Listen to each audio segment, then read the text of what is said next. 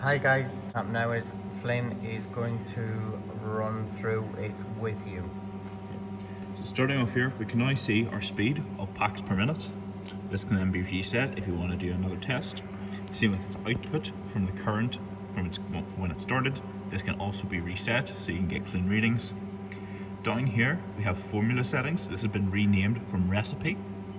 And you go in here, and currently these are all blank, but this is where you can write all your formulas. Additionally as well, what the current formula is up here in this top right corner, and it will tell you what recipe you're currently running. Let's go on this one rather than what I have. Yeah. So with this one, you can see we can still control all the different vacuum heads themselves, as well as controlling your baffles. A lot easier faction. And here as well, very clearly, we can see safety doors. Currently, we have the alarms turned off because we have other doors opened. Same with the vacuum's alarm. When you have drops in vacuum or what have you, that can be turned on and off. And down here as well, we can, as before, manually control your input belts, your acceleration belts, and your output belts. Next here we have our different, our first parameters. We can see they're now very clearly separated. You have your pick sleeve shaft, which is in one box, and your suction sleeve shaft, which is in another box, both clearly defined. And here it moves down in order of operation for each part of the movement. First it will go to your pick sleeve location, then it will move forward back a small bit to allow the head itself to rotate and further down through this operations. We also have then for the suction sleeve shaft, which is your bottom suction cups rising up. We can see here as well the pull sleeve and suction sleeves, and still control those manually up and down there. Everything is still very clearly defined, showing so your pushing shaft, which is the small chain part, and your rotate shaft, which is the rotating head part. Both of these again clearly defined and controlling each of these very clearly. Down here as well, your vacuum close point, the point when the bottom suction cup vacuums turn off, which then allows, once the tray is in its position, will deactivate and the fully trayed product will come through. And here as well, we have our clearly laid out speeds for each individual part of the movement.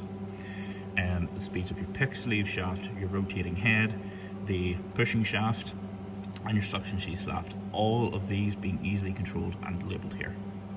Then in here is your usual before your I/O screens, which there's a lot more visible here now in both your input and your output screens, and then also just a record of the alarms that fired off.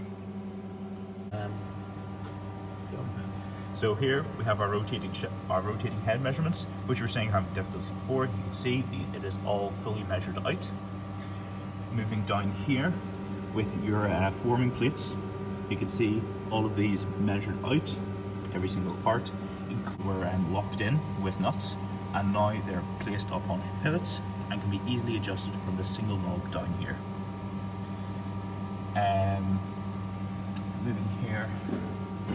Moving cross round to the back.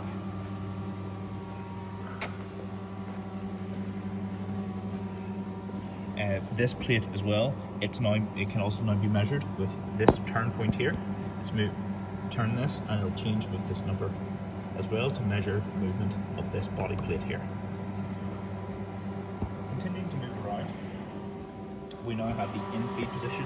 Here you can notice as well that the initial detection sensors are no longer placed on these guide rails. They're now, both sensors are in this top bracket here, which can be easily maneuvered and changed. Also the widths of your acceleration belt parts here, when you look over here, all measured. This is on both sides. And then coming around again, although this would be somewhat difficult to show on video, that here, I'm trying to get the finger in now, where my finger is, and this is all measured, and there's measurement increments up and down this shaft here. You might be able to partially see it, but here, this is all measured so you can measure your heights. Additionally as well, with the head, the height of the rotating shaft. So around here, this is also now measured. Beforehand, there was a measurement on this shaft, but we have redesigned this, and so now it's a measurement control here, just on the bottom of the turn wheel.